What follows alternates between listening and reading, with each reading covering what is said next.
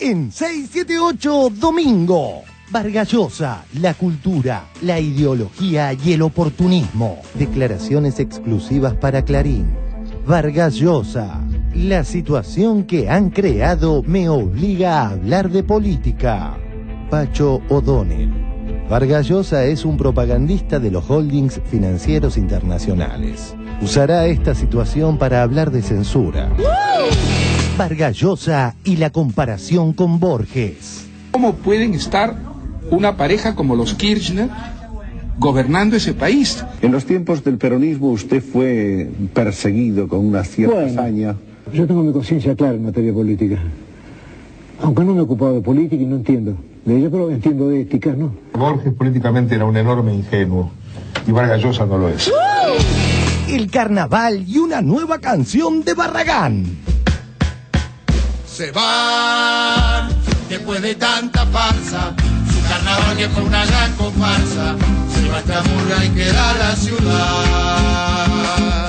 La dejan con la mitad que no anda. Ni Mañeto, ni Rendo, ni Aranda. Nadie lo puede salvar. ¡Ojalá, Carlito! La, la, la, la, la, la, la, la. Viene a Palacios y canta. A Mauricio lo deja en llanta. La Nata y sus documentales con el magnate Ted Turner. Munición gruesa del periodista desde Boston, dijo Jorge La Nata. No tengo más ganas de hacer esfuerzos. Hice de todo para estar en la TV argentina. Mátense. Hablando de la Argentina, el fallido de Larreta en sintonía con Carrió. Macri es muy crítico del gobierno, yo también lo soy. El gobierno de Argentina. Por supuesto. Llama poderosamente la atención ir a una embajada de un país extranjero a pedir que se critique más fuertemente a un gobierno local. ¿Qué supones? ¿Que él si habla con otra gente tenga que pensar distinto? Ha sido coherente totalmente. Y yo también, digo, no tengo problema en decírselo a la Cámara, a la tuya, a cualquier otra, al embajador del país que sea. Tenemos diferencias con la Argentina. Tenemos diferencias con la Argentina. El primer punto de coincidencia de toda la oposición a la Argentina. De toda la oposición a la Argentina. Tenemos diferencias con la Argentina. ¿Por qué fue a pedir a la embajada norteamericana que critique más fuertemente al gobierno argentino? No, ya es viejo, ya hablamos de eso. Ya te dije, no, ahora déjame tranquilito. Dale, anda tranquilo. Elecciones 2011. Importantes definiciones del dualdismo. La Nación. Redrado dice que no va a volver con Luli Salazar. Tampoco va a retomar su relación con su ex mujer Ivana Pajés. La depresión de la vedette. Como decía un catalán, voy tratando de crecer y no de sentar cabeza. Vive de barrio, buen tropero en la partida, miembro más del circo desesperado, un punto en un planeta, un bicho que camina. Clarín ignora noticia que lo perjudica. Tiempo Argentino. Un fallo clave de segunda instancia indicó que la empresa no puede operar sin licencia. La justicia confirmó la caducidad de Fibertel. La investigación de Horacio Verbitsky. Página 12. Cárcel y desarmadero por Horacio Verbitsky. Varios detenidos en la unidad 48 del Servicio Penitenciario Bonaerense relataron ante la justicia cómo fueron obligados a salir por la noche a robar autos, que después se desarmaban en el penal. Uno también denunció que su esposa fue violada cuando él se negó a seguir obedeciendo a los penitenciarios. Otro día de alucinantes noticias. 1. Fin de largo con Tuti. Estamos ya sobre el mediodía del domingo. Sigue el éxodo turístico. Hay mucho tránsito sobre la autopista panamericana. Miles de vehículos se desplazan hacia la costa atlántica. Una multitud se traslada a Mar del Plata, Pinamar y Villa Gesell por el fin de semana largo de carnaval. 80% de ocupación hotelera en la costa. 2. Tras las feroces privatizaciones, se recuperan rutas aéreas. Tenemos que hablar ahora de Aerolíneas Argentinas y de este nuevo destino que lo va a hacer varias veces por semana. Unir Argentina con el Distrito Federal en México. ¿Se enteraron que son los pasajeros debutantes de esta...? Sí, me enteré que es el vuelo que se reanuda, la línea que estaba perdida, ¿no? Sí, me puse contento. 3. Carrió pidió otra profecía. Cuando uno lee la historia de Rumania, Ceausescu se indigna y empieza la venganza contra el pueblo. ¿Esto es parecido a Ceausescu en Rumania? Sí. ¿Y el final? El final está abierto, es extremadamente difícil y terrible. Igualar a Argentina con Rumania era francamente descabellado. Y se lo llevó el Chela, el abrazo entre los dos. La celebración argentina. Sí, con un festejo bastante medido, ya el partido estaba cantando eso, una pareja rumana que se estaba desmoronando. Copa Davis. Argentina venció a Rumania. ¿Esto es parecido a Ceausescu en Rumania? Sí. ¿Y el final? El final está abierto, es extremadamente difícil y terrible. Todavía me emocionan ciertas voces. Todavía creo en mirar a los ojos. Todavía tengo en mente cambiar algo. Todavía y adiós, gracias todavía. Empieza 678. Dale gas. Perdón por la obviedad. Le pregunto esto por lo siguiente. Digo, hace, no sé, 6, 7, 8 años. El sol calma la lengua de los lagartos. La verdad es buen veneno para estripas. Todavía hay mucha gente que está viva. Todavía y adiós, gracias todavía. Multiplicar.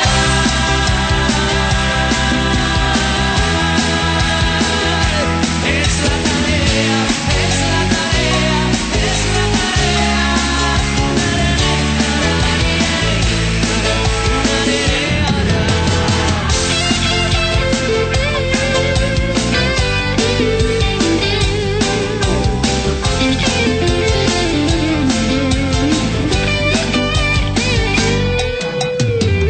Como canción de carnaval se metió por el bolsillo un cielito pa' mis hijos. Un tiempo bueno y nuevo, pincelado de otras formas, tirando un poco más a los colores fuertes, donde el mar salude a todos, donde un beso sea moneda corriente. Por eso todavía me emocionan ciertas voces. Todavía creo en mirar a los ojos. Todavía tengo en mente cambiar algo. Todavía y adiós, gracias todavía. El sol calma la lengua de los lagartos.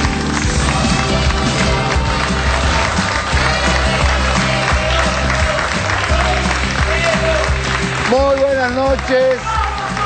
Bueno, vamos todavía, domingo de carnavales y murgas acá en 678, por eso vamos a tener a Vargas Llosa, La Nata, La Reta, Carrió y otra gente que tiene diferencias irreconciliables con la Argentina. Vamos a tratar de reconciliarlos con el país, con el señor Cabito Alcántara Mázara. Casi lo siguen. Me salió mal. No importa. Sandra Russo. Gracias. Gracias. Nora Beiras. ¿Qué tal? ¿Estás aquí? Si acá llega a laburar Axel Kuchevaski, te pegas un tiro. ¿No? Bueno, hoy tenemos 3 invitados. Por este lado, el señor Alejandro Kaufman, es artista y docente de la Universidad de Buenos Aires y también de la Universidad Nacional de Quilmes, ex director de la carrera de comunicación de la UBA, donde todo ahí dicta PCPC. Es para comunistas... Pensamiento es un contemporáneo. chiste que no puedo evitar. No. Para comunistas al cuadrado. No, ¿qué es? Pensamiento Principales corrientes de pensamiento contemporáneo. Perfecto. ¿Pero por qué le dicen PCPC? Porque saben No, que es se una meten sigla. todos los pesetos ahí. Es una sigla que casualmente coincide. Es una trampa para cazabobos. Incautos. Incautos. También nos visita Hugo Trinchero. ¿Qué tal, Hugo? Decano de la carrera de Filosofía y Letras, doctor en Antropología y, bueno, autor de un montón de títulos, como uno que me llama la atención, que es El demonio en el Chaco. ¿Cómo era? Un libro, Los dominios del demonio, es un libro de Udeva. Que me dio miedo a mí el título. Sí, a mí también. ¿De qué se trata? No, tiene que ver con la construcción de un discurso estigmatizante sobre los pueblos originarios en el Chaco, que viene de la época de la colonia y se traduce luego con las campañas al desierto y la construcción del otro como endemoniado.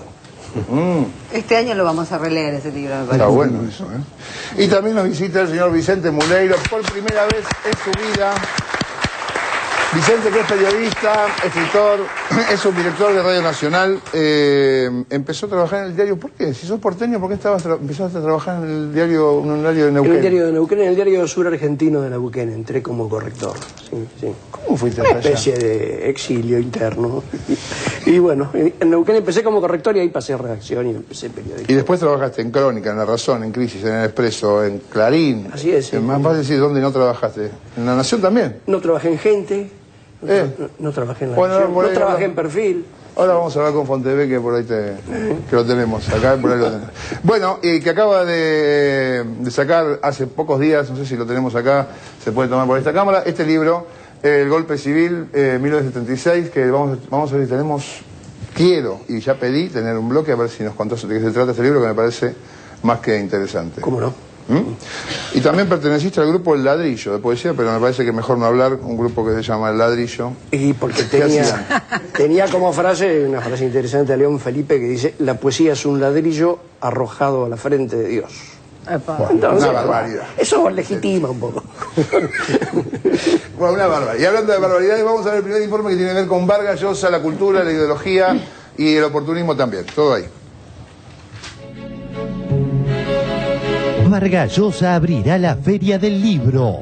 Debate sobre la cultura y la ideología. El monopolio Clarín, en su edición de hoy, entrevistó al español peruano Mario Vargas Llosa. Declaraciones exclusivas para Clarín. Vargas Llosa: la situación que han creado me obliga a hablar de política. ¿Creen que Vargas Llosa, aunque no hubiera venido con este condimento, en el momento que pisa el país, no hubiera generado un quilombo igual que ahora? Justamente porque creo que es ofensivo, irritante, etcétera, Claro. me fastidia verlo ahora colocarse reposado, ecuánime y justo. Quien también se sumó al debate fue Pacho O'Donnell. Vargas Llosa es un propagandista de los holdings financieros internacionales. Usará esta situación para hablar de censura. El único veto que he recibido yo en mi vida en la Argentina fue el de la dictadura militar. Usará esta situación para hablar de censura. Ahora pasemos a un extracto del informe de TVR de ayer sobre la cuestión. Vargas Llosa es una figura polémica, él mismo lo sabe. Todas sus intervenciones sobre la Argentina tienen un tinte fuertemente polémico, adverso a la cultura política del país, no solo al gobierno. ¿Dónde Vargas Llosa habló mal del país? Cada vez que miro hacia Argentina tengo ganas de llorar. Creo que Argentina pues todavía no consigue fortalecer sus instituciones. Aquí se lo definiría yo como un demagogo. Creo que los resultados van a ser igualmente catastróficos también en este caso, por desgracia para la Argentina, ¿no? Yo creo que entiendo todo en política latinoamericana, salvo Argentina. ¿Cómo puede ser hoy día el país subdesarrollado, caótico, empobrecido que es? Los argentinos han querido ser pobres, han querido vivir bajo dictaduras, han querido vivir dentro del mercantilismo más espantoso. ¿Cómo pueden estar una pareja como los Kirchner gobernando ese país? ¡Qué degradación! ¡Qué degradación política, intelectual! ¿Dónde Vargas Llosa habló mal del país? No estoy de acuerdo con el tono rápido, encuadrado en fundamentos que me parecen de una debilidad asombrosa por tratarse de un escritor importante, de modo tal que era justificable que muchas personas se pronunciaran al respecto, no para que no hable en la Feria del Libro, sino para que el lugar simbólico de la apertura lo ocupara otro escritor. En Argentina hay una especie de intento de veto a su presencia. Pues estoy sorprendido, la verdad, porque el único veto que he recibido yo en mi vida en la Argentina fue el de la dictadura militar. Quisiera poner en juego aquí la idea de que la Biblioteca Nacional como institución tiene que garantizar esto. Se asista a la conferencia de Vargas Llosa, sea inaugural, no inaugural, con absoluto respeto. En la Argentina hay una especie de intento de veto a su presencia. Me parece que ha sido una buena idea abrir un debate sobre la iniciativa de que alguien no hable. Me pareció una idea torpe. Porque justamente frente a alguien como Vargas Llosa, a quien le es tan fácil disfrazar sus posiciones de buena conciencia y de tolerancia, obsequiarle la posibilidad de darnos estas lecciones. Yo creí que la tradición de la censura, de la intolerancia, para quien discrepa, había desaparecido. Veo que no. La posibilidad de darnos estas lecciones, para mí cínicas, pero estas lecciones de buena conciencia y de tolerancia ha sido una torpeza que a mí me irrita. No creo que hay ninguna sorpresa respecto a lo que yo defiendo y lo que yo critico. Supongo que quienes me han invitado pues están enterados de ello. Que es una decisión política de la organización de la Feria del Libro darle la conferencia inaugural a Vargas Llosa. Es un operador de la derecha internacional, sabiendo lo que viene diciendo. En un año electoral es una decisión política. Hay una frase de Albert Camus, que es una frase que vale la pena recordar.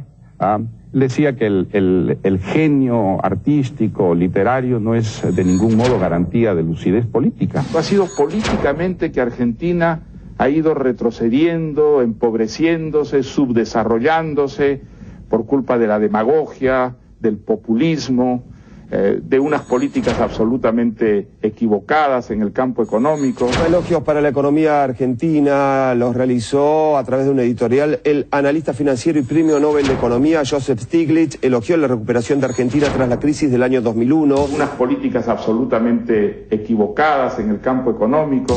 El genio artístico, literario, no es de ningún modo garantía de lucidez política. Pues ojalá en el futuro elijan mejor. Elijan lo que ya tuvieron, ¿no? Un defensor del neoliberalismo, un defensor del libre mercado, un defensor de todo el daño que sufrió la Argentina en la década del 90. La intervención del Estado en la vida artística es siempre fatal.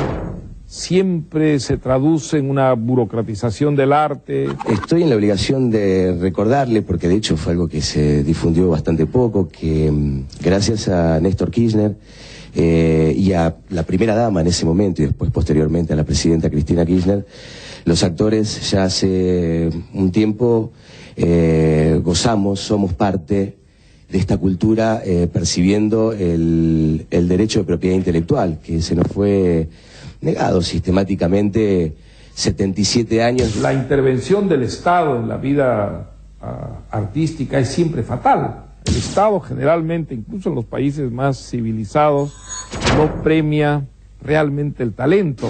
No es un Oscar, es un Néstor. No premia realmente el talento. Lo que nos pasa a muchos escritores es que Vargas Llosa nos cayó muy bien durante un tiempo y nos empezó a caer muy mal cuando, bueno, hizo un claro viraje político, ideológico. Vos estuviste en la izquierda, ¿no? En algún momento de tu vida, total. Iba a decir como todo el mundo, pero bueno, como casi todo el mundo, sí, en los años de universidad. ¿Qué estudiante no ha estado en la izquierda, no? Hay una metamorfosis muy importante en Vargas Llosa. De aquel Vargas Llosa hay otro que hoy forma parte de una poderosísima corporación que son las industrias culturales. Lo que el liberalismo ha sostenido siempre es que el Estado, mientras más pequeño es menos corrupto y más eficaz. Y ya sabemos que uno de los peores remedios a que puede acudir una sociedad es el estatismo y el intervencionismo.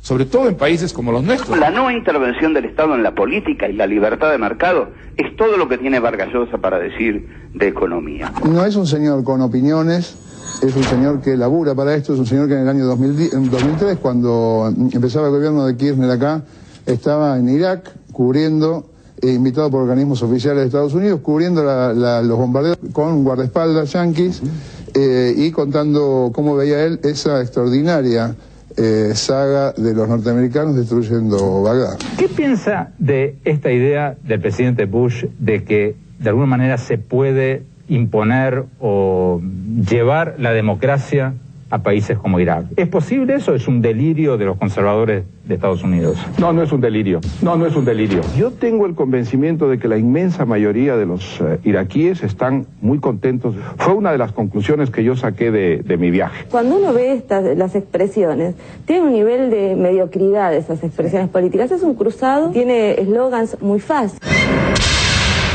Reflexiones y preguntas. Si Horacio González en su carta nunca pidió ni censura ni veto para Vargas Llosa, si solamente dio su opinión, ¿por qué el literato y nuestra corpo insisten con que hubo un intento de censura y o veto por parte del director de la Biblioteca Nacional? Clarín. El Nobel cuenta que pensaba abrir la Feria del Libro con un discurso literario, pero el intento de veto lo hizo cambiar de idea. Me obligan a hablar de política. El Premio Nobel de Literatura Mario Vargas Llosa aseguró que pensaba abrir la Feria del Libro con un discurso literario, pero que el intento de veto lo hizo cambiar de idea. Era una sugerencia, en ningún momento se ordenó nada, esas son cosas que no se hacen, que no se pueden hacer. En la Argentina hay una especie de intento de veto a su presencia. Pues estoy sorprendido, la verdad, porque el único veto que he recibido yo en mi vida en la Argentina fue el de la dictadura militar. Perfil.com. Vargas Llosa. La única vez que me vetaron fue en la dictadura militar. Lanación.com. Vargas Llosa. El único veto que recibí en mi vida en la Argentina fue el de la dictadura militar. En ningún momento se ordenó nada, esas son cosas que no se hacen, que no se pueden hacer. Con respecto al debate ideológico y el lenguaje, certeras declaraciones la del periodista Hugo Pressman meses atrás. No podemos adoptar el lenguaje de aquellos que nos empiezan ganando a partir del lenguaje. No podemos adoptar el lenguaje de aquellos que nos empiezan ganando a partir del lenguaje.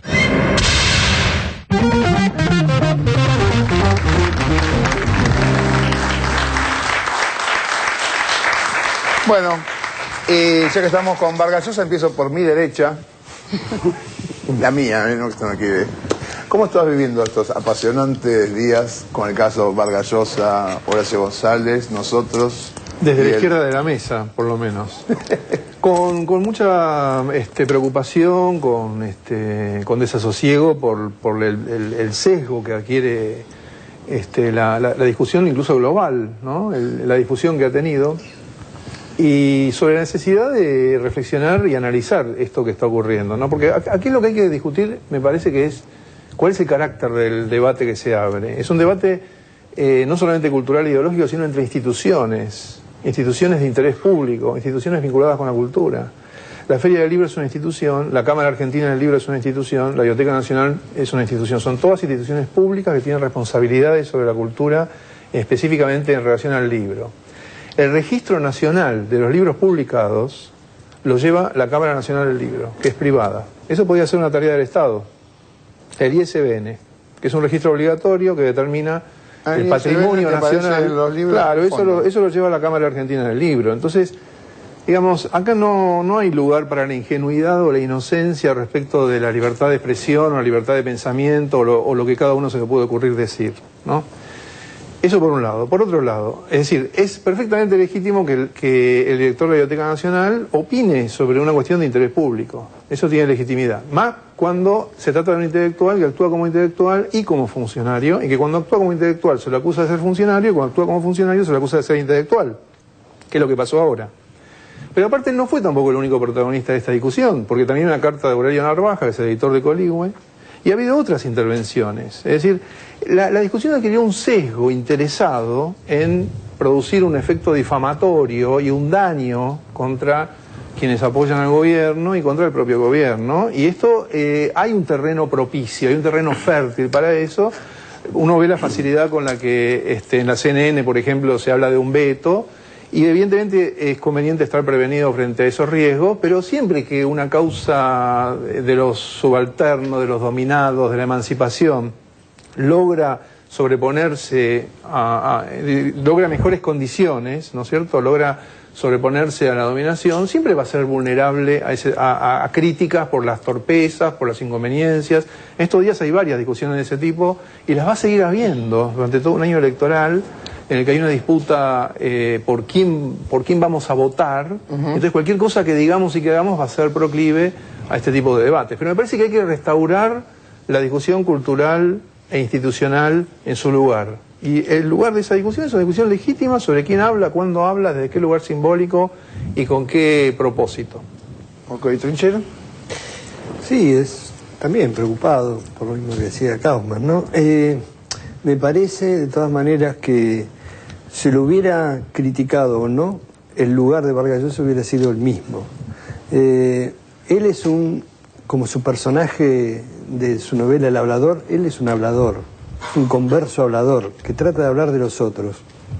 Y él, como intelectual, como literato, digamos, que respetamos y que todos lo hemos leído profundamente, cuando intenta hablar de política lo hace desde un lugar claramente de derecha, e intenta instalar un debate acerca del populismo con categorías del siglo pasado, digamos, porque de alguna manera la sociología política, de la mano de un libro ya consagrado como el de Ernesto Laclau, acerca de la razón populista, habla de otro lugar del populismo. Y él mismo es un populista en el sentido añejo de la palabra, como Menem fue un populista en el sentido añejo de la palabra. Él vendió su prestigio como literato para ir a las elecciones en Perú y el pueblo peruano se dio cuenta. De alguna manera, Menem vendió la historia del peronismo hacia el liberalismo y pudo ganar, precisamente porque cargaba en su mochila la historia del peronismo. Y los peronistas parece que debemos permanentemente rendir cuenta acerca de nuestra vocación democrática y republicanismo, ¿no es cierto? Por eso la presidenta muy sabiamente salió a decir lo que salió a decir, a pesar de que todos coincidimos con Horacio González, que es válida la crítica, que es bueno criticar, porque él nos está representando a muchos, y la Cámara del Libro, que vive de nuestros libros, también debería representarnos un poco más, por más que es una entidad privada, en cuanto a con qué personajes representarnos en una feria como la del libro, que es tan importante para todos, ¿no? Vicente. Sí, me preocupa, pero no tanto en términos catastrofistas, porque el debate se abrió, por ejemplo, ya está circulando y pienso que eso va a saldar a favor de las mejores causas. Sí me preocupa una especie de demonización que se está haciendo con Horacio González, aún de sectores que comulguen con él en algunas cosas. Sus amigos, porque yo escucho mucho, yo le quiero mucho, lo respeto, y realmente desde el cariño que tengo, claro, la verdad que estuvo como mal. Yo debo decir que apenas me llegó el mail para apoyar la posición de Horacio, mandé la adhesión ahí al toque. Y después me pareció muy interesante el sosegate de la presidenta, porque no se refiere al caso Vargas Llosa solamente, ese reparo que hace Cristina. Se refiere a la sociedad que queremos tener, que cada uno diga lo que quiera y vas a ver que no es tan grave. Ahora, el lugar para debatir que reclama Horacio González desde sus primeros escritos, me parece que es fundamental. Eso es lo que va a venir sin ansiedad después de que Vargas Llosa hable. Y hay acá suficientes elementos como para rebatirlo, sobre todo si tenemos en cuenta las cosas que está diciendo, ¿no? Que está hablando de que no crecemos, que yo, bueno, pero para decir eso, no solo tiene que adelgazar su discurso intelectual al nivel de mi tía gorila, sino que también tiene que ocultar cosas. Por ejemplo, que en este país la desocupación bajó del 22 al 7%, lo tiene que ocultar, no lo puede decir. Chicas. A mí perdón.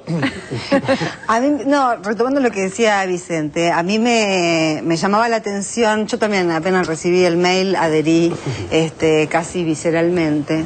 Y después reflexioné, cuando estuvimos acá con Martín Coan, la verdad que ahí me terminó de bajar una ficha y terminé de entender precisamente la diferencia entre probablemente la actitud de alguien como Horacio, un intelectual de pura cepa, y la reacción de la presidenta, una dirigente política de pura cepa, ¿no? Y me parece que estamos ante un caso donde hay que actuar políticamente. No hace falta, en rigor, que Vargas Llosa venga y hable, porque ya estuvo hablando, todos sabemos lo que va a decir, digamos. Esto es parte de la teatralidad de este momento, de la teatralidad política. Bueno, esperemos que venga, que hable, que insulte, que ofenda, que evalúe, que diga que la región sigue subdesarrollándose. Por ejemplo, ahora, a ver con qué tupeo, con qué argumentos puede llegar a decir Vargas Llosa en este momento que América Latina sigue subdesarrollada y que lo que deberían hacer los pueblos latinoamericanos es volver a elegir a los que ya eligieron. Sí. Digamos, todo eso lo va a decir porque es lo que dice, porque no tiene muchos cassettes, tiene uno solo, que es el relato Vargas Llosa de América Latina. Estos gobiernos que surgen con la democracia, que después desnaturalizan la democracia y entonces mejor echarlos abajo para que vuelva la república. Este es el cassette que tiene. Claro, pero qué interesante porque dice lo mismo que Grondona, la democracia conduce a la desnaturalización de la democracia. Claro. Y esas cosas las encontrás ya en los años 40, en la revista Demos, que hacían unos chicos que presidía Martínez de Oz, ¿no? Donde decían, bueno, hablaban del problema de la tiranía de la mitad más uno, poniéndose en contra a los hinchas de Boca y a otros sectores del Argentina. No, yo lo que veo es que, primero, el efecto que esto tiene, que es esa respuesta de Vargas Llosa hoy en la entrevista publicada en Clarín. Bueno, ahora hay un operativo clamor para que él hable mal de la Argentina, digamos, la verdad. No me pidan que cabecee. Claro, no sé cómo se va a superar a sí mismo, porque peores cosas las que dijo es complicado, ¿no? Pero va a tener que, no sé, sorprendernos a todos de alguna manera, porque si no también carece de atractivo ir a escuchar a un tipo que viene repitiendo lo mismo, que no se corresponde con la realidad. Bueno, al menos que sea un émulo de Lilita Carrió, es factible también, ¿no? A mí me gustaría que precisara quiénes fueron los gobiernos que ya supimos elegir, ¿no? Que la Argentina estuvo mejor, que le dé nombre a esos gobiernos si son democráticos, ¿no? Porque también hay pocos, ¿no? No sé a quién se referirá claramente. Pero creo que este debate sirve para eso, pero yo coincido con lo que decía Sandra recién. A mí me parece que la reacción política de la presidenta, de haber dicho, bueno, déjenlo hablar, diga lo que quiera y total, el debate se va a instalar igual, es lo que está sucediendo. Y sí, repito lo que ya dije el otro día, para mí esto es regalarle a Vargas Llosa todo un preámbulo para que él pueda decir hoy lo que dijo a través de Clarín y que va a reproducir durante todo el día hoy el canal de noticias TN, Canal 13, y ahora hay 2 días de feriado, por lo cual hay pocas noticias y van a seguir. Entonces, pero bueno, nosotros vamos a seguir. Vamos a ver el contraste Vargas Llosa-Borges, nuestro gorila más querido, Borges.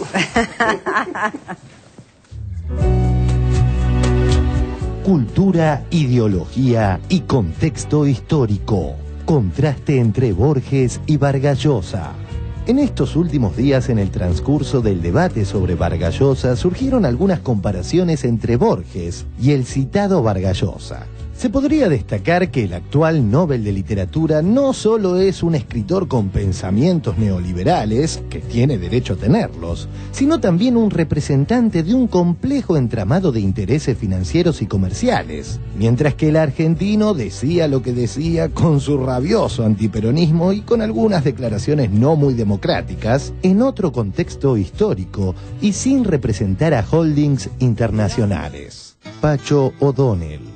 Vargas Llosa es un propagandista de los holdings financieros internacionales. Cada vez que miro hacia Argentina tengo ganas de llorar. Él es el presidente de la Fundación Internacional para la Libertad, que es amiga del Instituto Manhattan, la Agencia Interamericana de Prensa Económica, que tiene como lema, por ejemplo, la principal diferencia es que en Estados Unidos la economía es conducida por inversionistas y empresarios en abierta competencia, mientras que en América Latina por los políticos y burócratas. Es también amigo de la CEDICE, que es el Centro de Divulgación, es muy lindo el título, Centro de Divulgación del Conocimiento Económico para la Libertad, y del Instituto Cato, que tiene sede en Washington, cuyo eslogan es Libertad Individual, Gobierno Limitado, Mercados Libres y Paz. Acá en Argentina, los amigos de la Fundación Internacional para la Libertad son los de la Fundación Atlas, donde está López Murphy, Solanet, Esper, Kachanowski. No es un señor con opiniones, es un señor que labura para esto.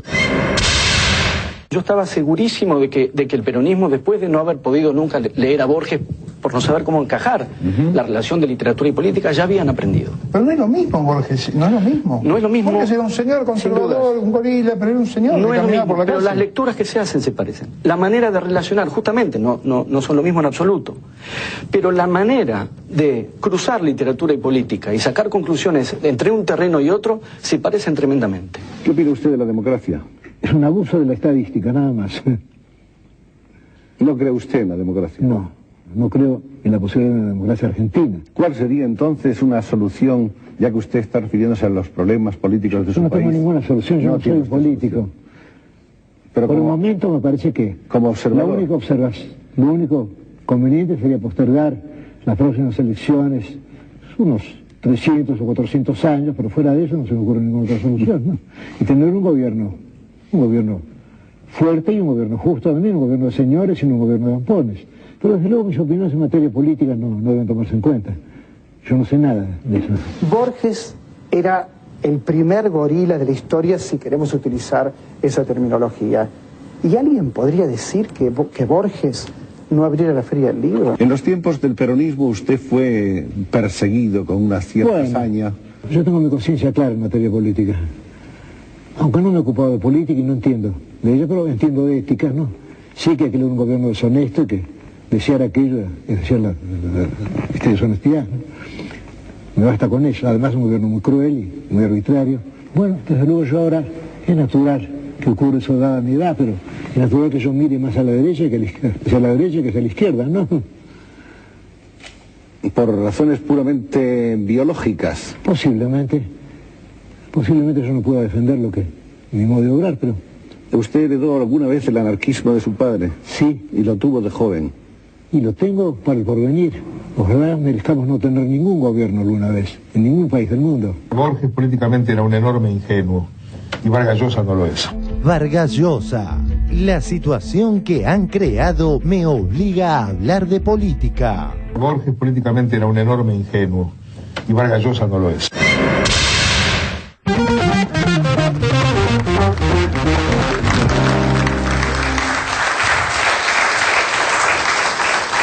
A ver, ¿quién arranca? Trinchero. No, me interesa lo de Cohen, ¿no? Martín Cohen, que habla de esta mala relación literatura-política. Yo mucho de eso no puedo hablar, aunque puedo opinar, obviamente, en el sentido de que esa relación es estrecha. Siempre hubo una relación muy estrecha entre política y literatura y política, tanto en el caso de Borges como en el caso de Vargas Llosa, como en el caso de cualquier escritor.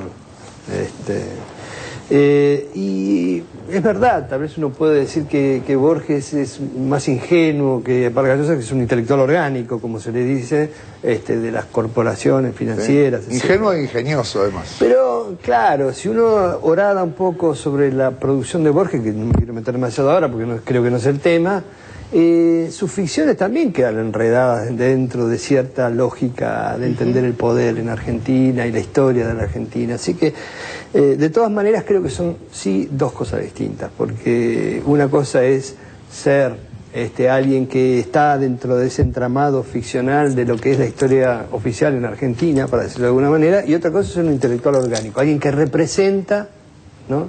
Representa esos intereses y es un militante de esos intereses. Y además te das cuenta, hasta en las entrevistas que estamos viendo en los tapes, que parece un tenista Vargas Llosa. Tiene fondos de auspicios, que parece Copa Davis. Lo que no creo es que haya que... Pero es una desgracia, digamos. Yo a veces siento, che, es como una desgracia. Va a estar Vargas Llosa abriendo la Feria del Libro. Lo que no creo que haya que culparlo a Borges, que noto como cierta tendencia a culparlo. No, Borges ha tenido actitudes canallescas, digamos. No solo dijo la democracia es un abuso de la estadística, dijo el aguinaldo es un error matemático, la gente trabaja 12 años y cobra 13. Ese era un error del gobierno anterior, dijo en plena dictadura videlicista. Ese es que por suerte este gobierno, que son unos caballeros, han corregido para bien de la lógica. Entre otras cosas, digamos, con Vargas Llosa se está haciendo una operación muy clara de separar su literatura de su ideología. Con Borges también se la puede hacer, ha tenido unas cuantas de ellas Borges, y si bien está esa ingenuidad, creo que hay un sentimiento de clase que es casi el peor, porque es el de esa clase alta, en verdad desposeída, que toma la ideología del poder y repite como loro estas conformaciones, estas formas retóricas que no están a la altura de otras cosas que él ha dicho y hecho, pero más en referencia a la literatura. Lo que pasa es que desde esa clase social, desde la clase alta, ha habido producciones artísticas, ¿no? Ahora me viene a la cabeza un cuento que para mí es uno de los cuentos que con mayor claridad expresan el miedo al peronismo por parte de esta clase, que es El vestido de terciopelo de Silvino Campo, que para mí es una joya, donde ella obviamente... la voz narradora es la de alguien que le tiene terror a lo que viene del suburbio, no se mueve de ahí el argumento, pero sin embargo hay una honestidad intelectual y una claridad, una sensibilidad artística tan fuerte que es una joya, es una pieza como para entender mejor al antiperonismo. Bueno, eso no le pasó a Borges, porque cuando Borges se mete en política y habla, se refiere a los bombardeos en la Plaza de Mayo como las épicas lluvias de septiembre, no es una metáfora. Bueno, pero yo creo, a Borges lo que le pasó es que le llevaron a la mamá detenida durante el gobierno de Perón por salir a cantar no sé qué cosa, y creo que a Borges como un tipo de... Yo creo que cualquier cosa que le pasara a la mamá a Borges lo hubiera conmovido muchísimo, sin duda.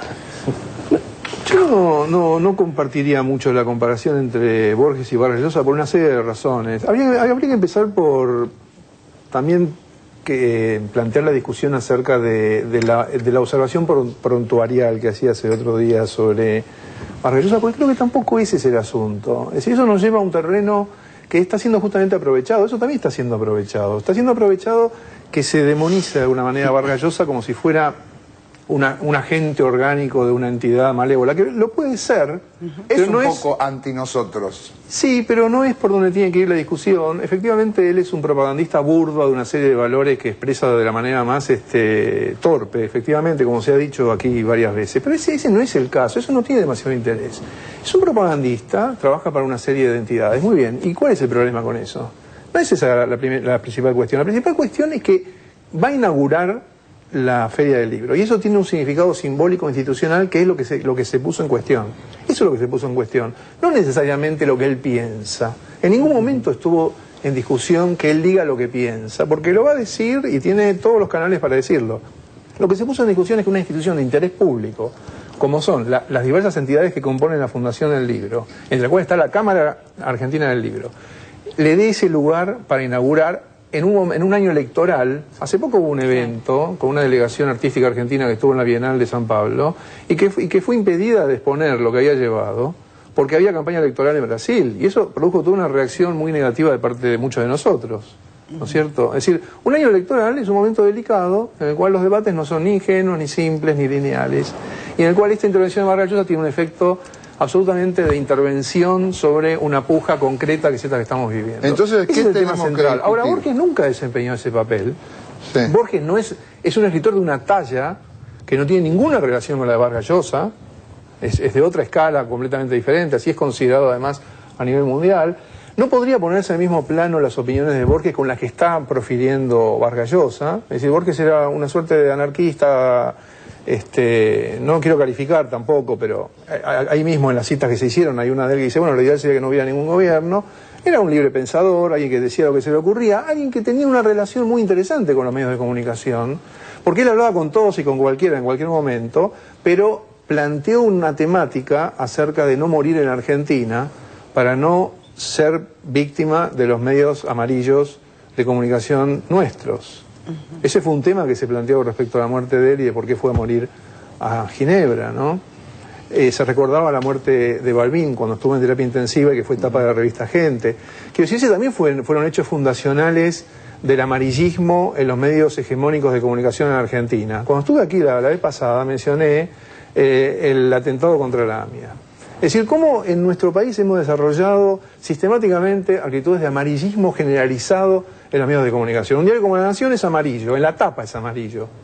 Es decir, hemos naturalizado algo que tenemos que discutir. Y esta discusión también se inserta en un contexto en el cual todo es un polemismo barato, brutal, difamatorio, donde lo que importa es a quién se apoya y a quién se rechaza, y de donde ha sido víctima un debate que merece un destino mucho mejor, que es el que fue planteado por quienes plantearon esto desde el principio, que era discutir las instituciones públicas de la cultura en la Argentina, cuál es la responsabilidad que tienen con respecto a los símbolos que se enuncian. Esa es la discusión. La discusión no es lo que uno piensa necesariamente del liberalismo en sí misma, aunque por supuesto que no es menor la cuestión de a quién iban a poner a inaugurar la Feria del Libro, que es una feria a la cual se ingresa. ¿Cómo se ingresa a la Feria del Libro desde hace años? Por Clarín y La Nación. ¿Cómo ingresa la multitud argentina a uno de los eventos culturales más importantes del año en Buenos Aires y en Argentina? A través de lo que los multimedios hegemónicos le dicen que es la cultura.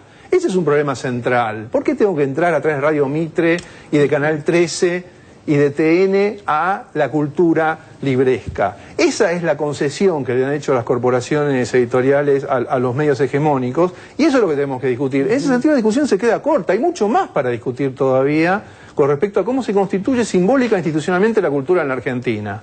Esas son las discusiones que tenemos, y esas discusiones son válidas y no son electorales, no tienen nada que ver con lo electoral. Aparte hay que decir una cuestión, la alegría que tuvo toda la derecha, no solamente la derecha, pero específicamente la derecha con respecto al gesto de la presidenta, es muy interesante. Les encantó el gesto restrictivo de la sensatez y la lucidez de la estadista para delimitar el daño que se iba a cometer contra el gobierno y contra las posturas afines al gobierno.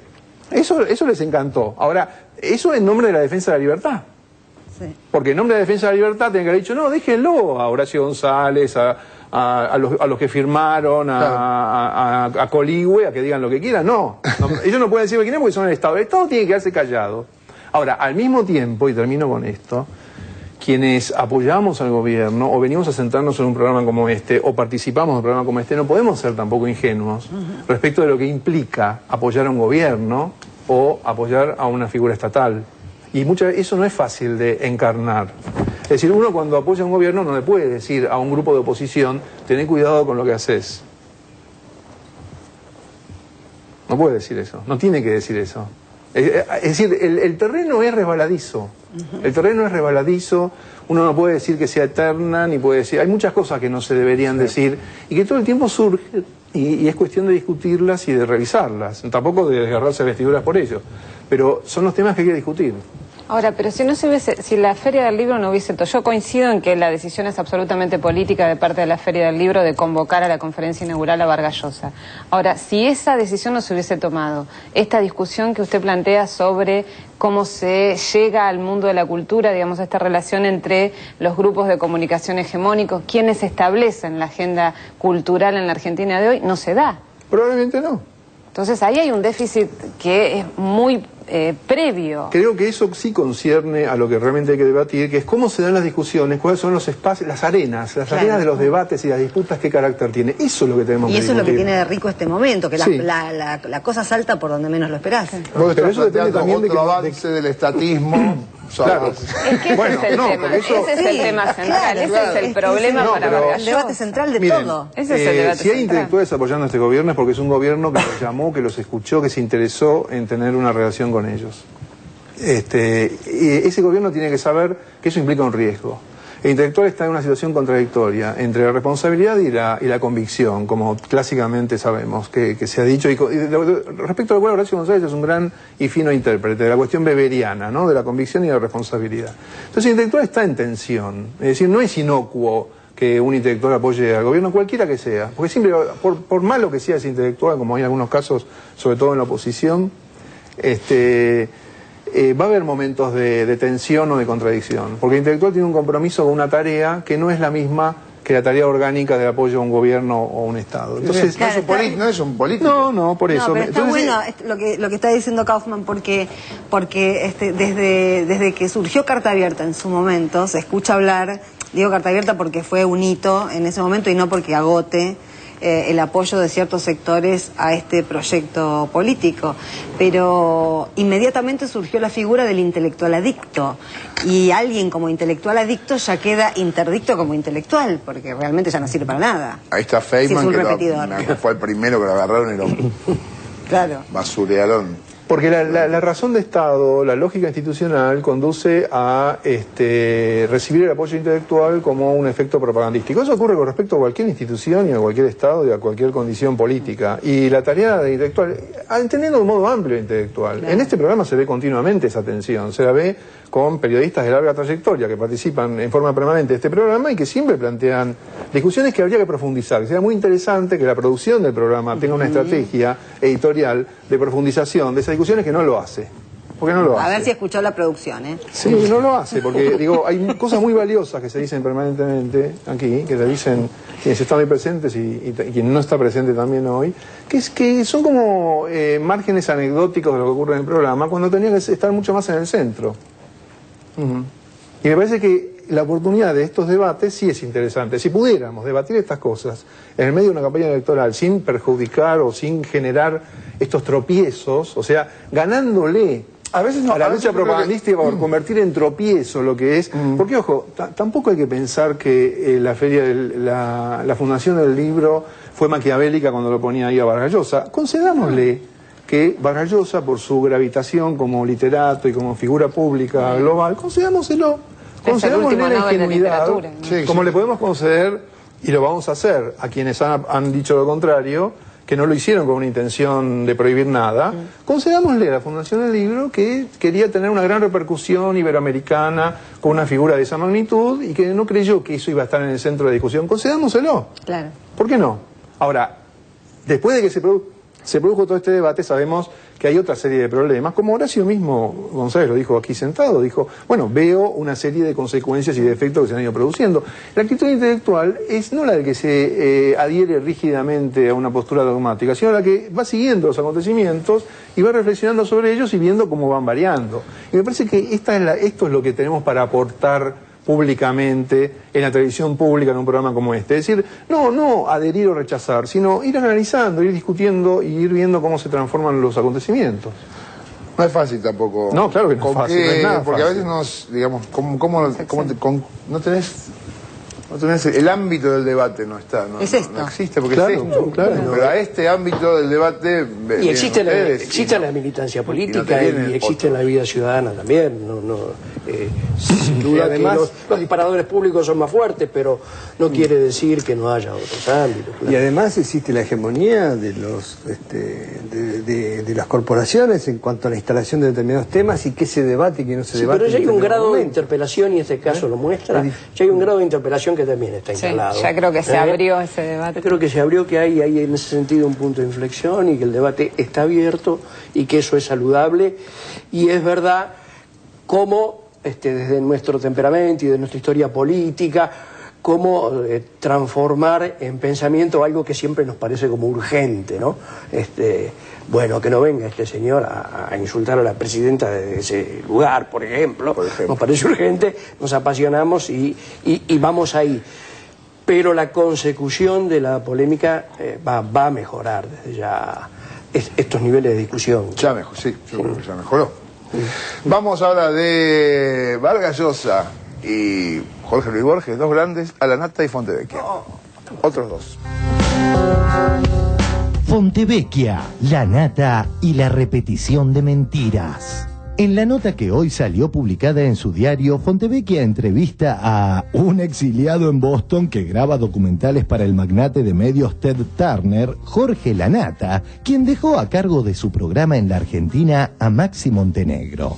En la entrevista, e intentando embestir otra vez contra la tanqueta, La Nata y Fontevecchia dicen que 678 repite mentiras todo el tiempo.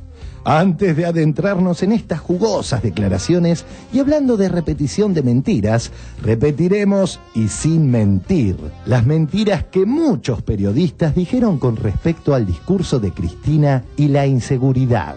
En fin, todos los logros que hemos obtenido todos los argentinos durante los últimos años. ¿Por qué la presidenta no habla de seguridad? Y también la Agencia Nacional de Seguridad Vial. Bueno, son dos logros también de la gestión. Vamos a tener más de 1.450 puestos de toma y más de 600 lugares de toma. ¿Por qué no hay menciones al tema de la seguridad en el discurso de la presidenta, ministro? ¿Cómo? Después de este discurso, ¿cree que la presidenta buscará la reelección? No, eso es un tema que todavía no ha decidido y falta tiempo. ¿La metodología del nuevo pasaporte será similar al DNI? hoy, como máximo 15 días van a recibir el pasaporte en su domicilio, todo lo que lo tramiten. Randazzo, nos preguntamos e imaginamos que iba a haber alguna mención vinculada al tema de la seguridad. ¿Por qué la presidenta no hizo mención a este tema en el discurso?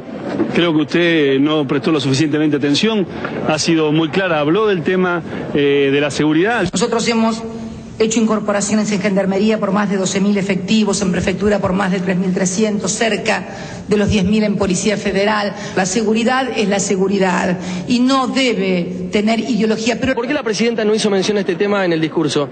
Creo que usted no prestó lo suficientemente atención, ha sido muy clara, habló del tema de la seguridad. Entonces, ¿por qué no trató el tema de seguridad? ¿Por qué no trató el tema de seguridad? La verdad que yo creo que sí lo abordó. ¿Por qué, por ejemplo, en el discurso presidencial, que fue brillante por un lado, por qué no se habló ni en ningún párrafo ni de inseguridad, ni de inflación? ¿Por qué?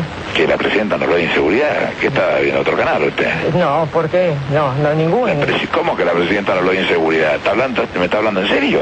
Le estoy hablando muy entonces? Sí, le estoy hablando. No lo escuchó, entonces hagamos una cosa. Muy atentamente. Le invito a que le escuche y después volvamos a ver. Pregúnteme qué es lo que le queda la duda. No se tocó el tema de lo que es la vida cotidiana de los ciudadanos que no pueden volver a su casa a guardar el auto y son asaltados. Véalo detenidamente y preste atención a lo que dijo. Y el otro día la ministra de Seguridad daba los índices de reducción de homicidios dolosos. Ese mismo día o al otro día creo que mataron en distintos episodios a 3 personas. Una tragedia. Pero esto no quita, entre el año 2002 era el 9.2 por cada 100.000 habitantes y hoy estamos en el 2008, que es la última, en el 5.8, que hay que bajarlo y que si hoy a la tarde alguien tiene la tragedia de perder la vida en un hecho delictivo, no modifica el índice. Lo que sí muchas veces pasa es la utilización publicitaria. No se tocó el tema de lo que es la vida cotidiana de los ciudadanos. Véalo detenidamente y preste atención a lo que dijo. Presto mucha atención. Lo explicó acabadamente. Yo no sé qué dice, como dice usted que no se habló de inseguridad. Repitamos otra mentira monopólica. En el día del discurso presidencial, esto es lo que se cantó. En otro pasaje, alguien no gritaba gorila o algo así.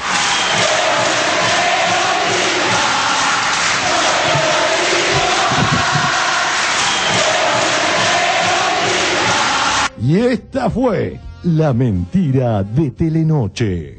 Otro lenguaje se habló hoy dentro y fuera del Congreso. Así es, los carteles y los cantos, un idioma aparte. Los militantes kirchneristas, además de elegir como blanco preferido al vicepresidente Cobos, dedicaron un cántico de advertencia a los periodistas.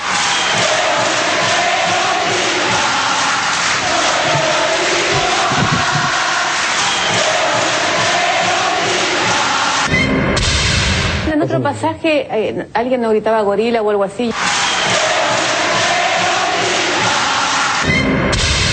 Volvamos al tándem Lanata-Fontevecchia y lo que dijeron sobre las mentiras y las repeticiones. Presten atención a la parte final del párrafo de la entrevista que reproduciremos, que, hablando de repeticiones y mentiras, entierra a Fontevecchia. Perfil. Entrevista de su director Jorge Fontevecchia a Jorge Lanata. Fontevecchia, vos insististe con el tema de la repetición, que es casualmente lo que te criticaba María Julia Oliván. Lanata, yo no digo que todo está basado en la repetición. Yo estoy hablando de la repetición de una falacia, no de cualquier repetición. En la repetición de una falacia deliberada. Fontevecchia, el martes pasado, cuando la presidenta abría las sesiones ordinarias del Congreso, sus partidarios cantaban: periodista, periodista, si la tocan a Cristina, qué quilombo se va a armar.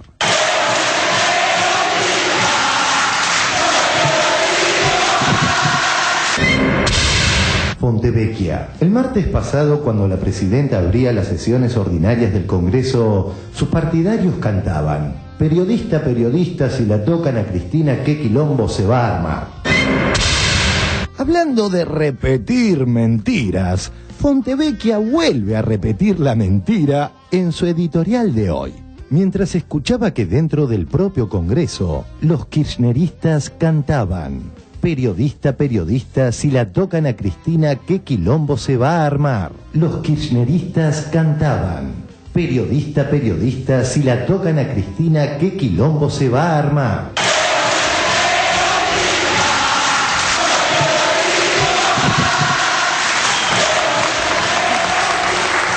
Bueno, ¿gorila o periodista? Gorila periodista. Que luego que suena parecido. También hay periodistas gorilas, así que... Claro, a veces suena... Bueno, igual puede estar Fontevecchia, creo que Fontevecchia ha tenido otras mentiras. Puede estar desinformado y realmente vio TN o lo vio a Centro Biasati. O se informa por perfil.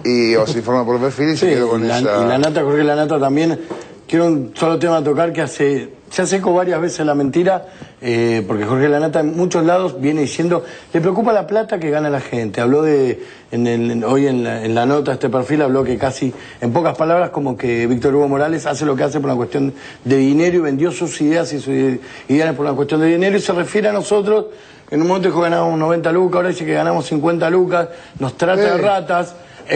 Yo para hablar, vamos a ver quién es rata. Te apuesto mi sueldo, con las facturas en la mano, yo te muestro cuánto gano, y la diferencia entre lo que vos que decís que gano y lo que yo gano, si yo tengo razón, vos la donás a un hospital público, y si no, yo dono mi sueldo un año a un hospital público. Pero como probablemente es una rata, diga no, que no hablaba de todo menos de mí, o que salgo que ni se haga eco de esto, me parece además de rata hablar de tantos miles de pesos, cuando si bien las cosas están mejor que desde 2001, por lo menos esta parte, hay un montón de gente que no le alcanza para llegar a fin de mes la plata, hay un montón de gente que tiene necesidades, y si le alcanza empatan, y hablar de tanta guita y tantos miles de dólares genera un odio, y no por mí, digo, me parece que hay todavía mucha desigualdad como para que hable deliberadamente y tanto tiempo por la plata. Por eso la apuesta, digo, está hecha.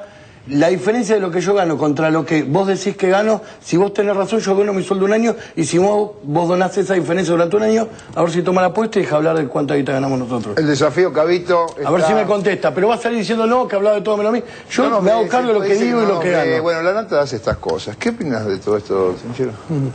No, qué bueno que hay una ley de medios que va a democratizar todo esto y dejar de pensar en los periodistas como personajes que buscan la verdad. Está claro que la reiteración de la mentira es parte de su función como intelectuales orgánicos de estos medios de comunicación hegemónicos, ¿no? Sí, es verdad. Entonces que acá hay una cosa con la reiteración, es verdad que acá se repite, a veces decimos no repite. Tanto. Bueno, ahora, qué bueno hablar de la seguridad y la inseguridad, ¿no es cierto? El artículo de Berbisky de hoy es maravilloso en cuanto a que va y orada sobre el fondo de la cuestión. También nos falta a todos conocer un poco más estadísticamente la cuestión de la seguridad. Por ejemplo, comparativamente en América Latina, ¿en qué situación estamos?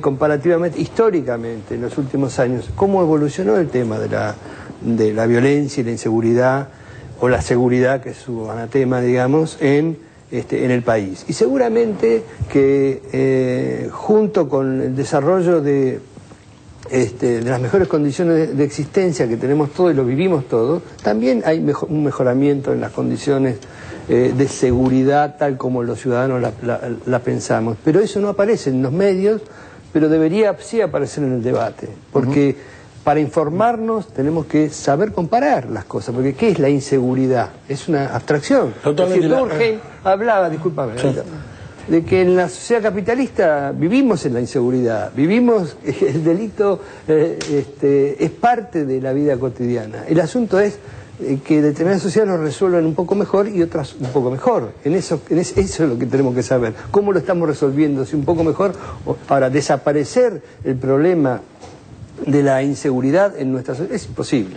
No, y aparte no solo eso, digo, el problema de la inseguridad no se resuelve sacando policías a la calle, se resuelve con la asignación universal por hijo, con la inclusión social, con que haya cada vez más chicos que puedan ir a la escuela, con ese tipo de cosas se resuelve, no con un arma. Kaufman, señor. A mí me interesa, vos después por ahí agarrar por cualquier lado. Nosotros estamos viendo que desde el año pasado los medios, la manipulación del hecho, digamos. Ahora hay un despegue del hecho. O sea, ahora te dicen, no habló de inseguridad y acaba de hablar hace 2 minutos. ¿Qué pasa?